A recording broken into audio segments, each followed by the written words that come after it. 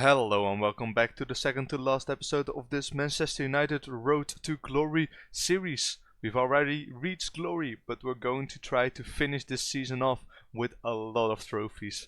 Anyway, in this episode we're taking a closer look into the finances and how it's possible that we almost spent 1 billion euros just in fees for new players.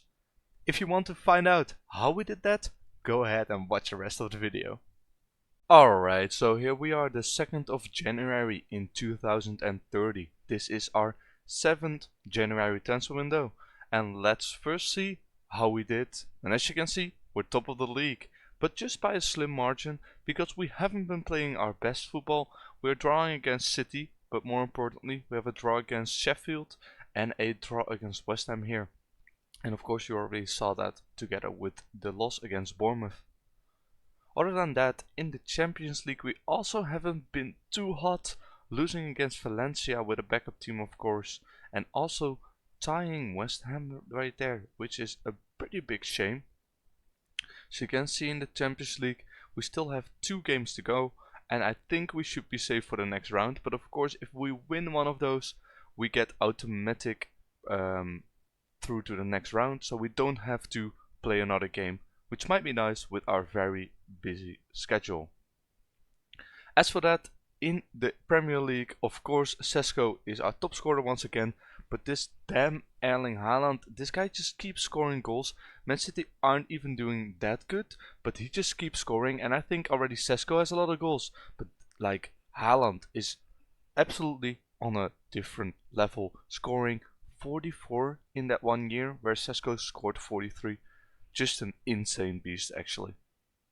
Then let's take a look at the players already in. I did buy William Saliba because he was only 105 million, so I brought him in. One of the best defenders when you look at his stats in the game.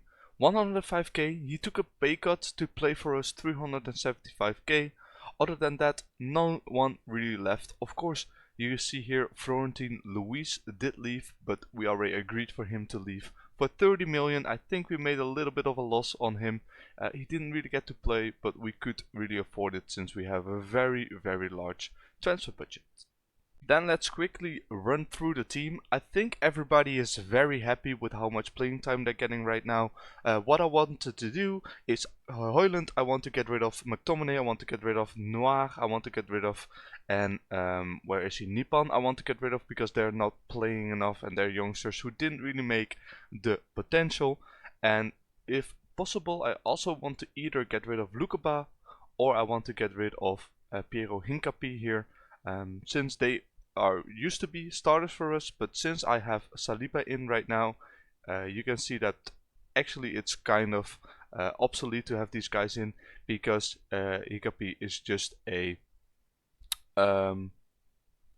lesser version of Saliba. You can already see it here. They're absolutely the same, but Saliba is just better at any other stat. So I'm just gonna try to see if I can get rid of Piero Hincapié and see if I can bring in Saliba into our first team, but that means that we first have to get a bit in for either Hincapié or Lukeba. And with that out of the way, I'll be simming to the end of the January transfer window once again. I'll show you what kind of business we did. We do have some transfer budget left, like a 50 million, and if we do sell some players, I could potentially bring in another superstar, but we'll just have to see.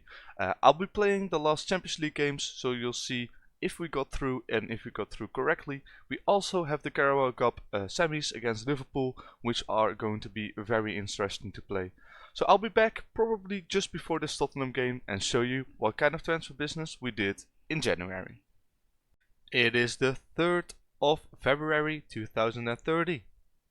We have played a couple of games in the January transfer window. Of those games, we have won against Bayern, we have won in the semi-final against Liverpool, and we're now playing either West Ham or Charlton, which is pretty nice to see.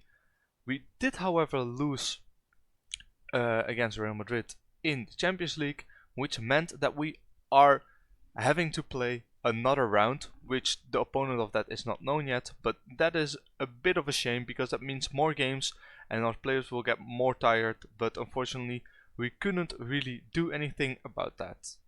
we will jump right into the transfers after that. I didn't really do a lot because our transfer budget got taken away, so we brought in William Saliba from Arsenal, a very good player, one of the best defenders in the game. And we did sell a couple of players. Lukeba we sold for 79 million to Real Madrid.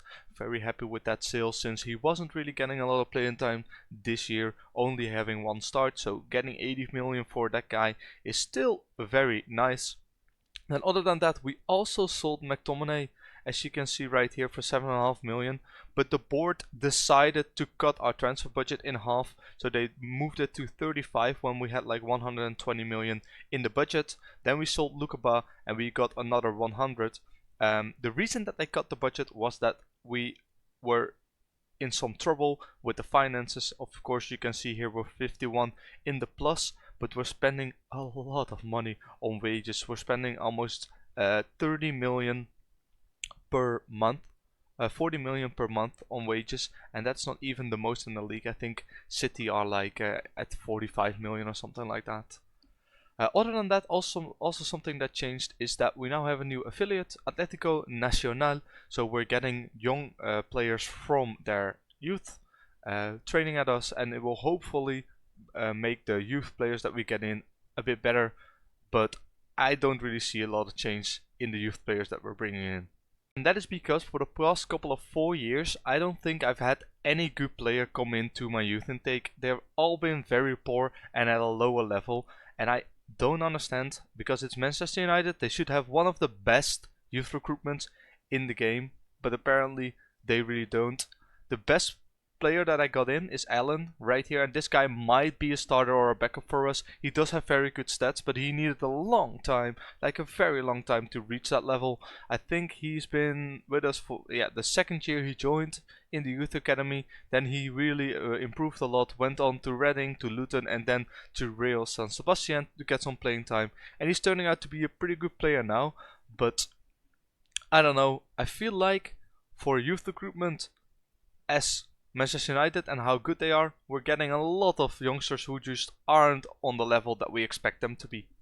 Other than that, I wanted to show you guys something, and that is right here, the prize money, but also more importantly, the sponsorship that we're getting in. Manchester United is almost receiving 500 million in sponsorships, and we're almost earning 160 million already this season, so we still have half a year to go in merchandising sales. So in, for example, that is shirt sales, players, other sales that they're getting. Season tickets, of course, we have upgraded our stadium, so we get a little bit of money right there, more. But then gate receipts, 38 million. Well, last season we got 34, so the revenue is only going up, up, up, up, which is absolutely insane. But like Manchester United, you can't really beat them anymore. They have 500 million on sponsorship revenue. That's just insane. Like, you can't compete with that. The total income this season is already 1.5 million. Last season it was 2 billion, billion. This year is 1.5 billion, which is just absolutely insane. However, against that, of course, we also have a big